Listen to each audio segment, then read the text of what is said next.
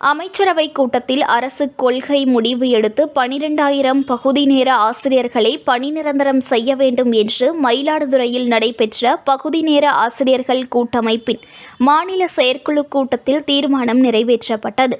மயிலாடுதுறையில் பகுதி நேர ஆசிரியர்கள் கூட்டமைப்பின் மாநில செயற்குழு கூட்டம் மாநில ஒருங்கிணைப்பாளர் செந்தில்குமார் தலைமையில் நடைபெற்றது. இந்த கூட்டத்தில் அமைச்சரவை கூட்டத்தில் அரசு கொள்கை முடிவு எடுத்து 12,000 பகுதி நேர ஆசிரியர்களை திமுக தேர்தல் வாக்குறுதி 181 படி பகுதி நேர ஆசிரியர்களை பணி நிரந்தரம் செய்ய வேண்டும் என தீர்மானம் நிறைவேற்றப்பட்டது. மேலும் 13 ஆண்டு கால தற்காலிக பணியை நிரந்தர பணியிடங்களாக மாற்ற வேண்டும். 12,500 ரூபாய் தொகுப்பூதியத்தை கைவிட்டு காலமுறை சம்பளத்தில் பணியமர்த்த தமிழ்நாடு அரசு பள்ளிகளில் பகுதி நேர ஆசிரியர்களாக 12,000 பேர் பணிபுரிஞ்சிட்டு இருக்கோம். எங்களுக்கு இப்போ 12,500 தான் சம்பளம் கிடைக்குது. இந்த காலத்தில் இந்த 12,500 சம்பளத்தை வச்சு நாங்கள் என்ன செய்ய முடியுங்கிறத முதலமைச்சர் கருணையோடு பார்க்கணும். திமுக தேர்தல் வாக்குறுதியில் பணி செய்யதா சொன்ன முதலமைச்சர் 40 மாதங்களாகியும் இன்னும் அந்த கோரிக்கையை நிறைவேற்றவே இல்லை. இதனால் நாங்கள் ரொம்ப நலிவடைஞ்சிருக்கோம், பாதிக்கப்பட்டிருக்கோம். பணி நிரந்தரம் செஞ்சால் தான் எங்களுக்கு 30,000 அளவில் சம்பளம் கிடைக்கும்.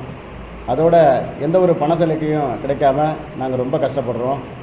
பனிக்காலத்தில் இறந்தால் எங்களுக்கு எதுவுமே கிடையாது. அதனால் எங்களுக்கும் 10 லட்சம் பணம் வழங்கணும். அதுபோல் மருத்துவ காப்பீடு 10 லட்சம் கொடுக்கறதா போன வருஷம் சொன்னாங்க. ஒரு வருஷம் ஆக போகுது, இன்னும் அந்த மருத்துவ காப்பீடு 10 லட்சத்தையும் அதுக்கான ஆணையம் பிறப்பிக்கல, அதை செயல்படுத்தவும் இல்லை. அதுபோல் பகுதி நேர ஆசிரியர்கள் முழு நேரமாக எங்களை பணியமர்த்தணும், எல்லா நாளும் வேலை வழங்கணும். ஒரு ஆசிரியருக்குள்ள தகுதி எல்லாத்தையும் எங்களுக்கு வழங்கணும்னு பலமுறை கோரிக்கை வச்சுருக்கோம்.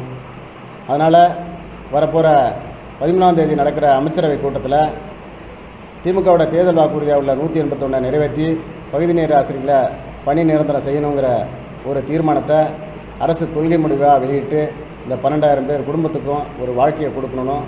இந்த கூட்டத்தின் வாயிலாக தமிழ்நாடு முதலமைச்சர் அவர்களை நாங்கள் கேட்டுக்கிறோம். News1 தமிழை லைக் பண்ணுங்க, கமெண்ட் பண்ணுங்க, ஷேர் பண்ணுங்க, மறக்காம சப்ஸ்கிரைப் பண்ணுங்க.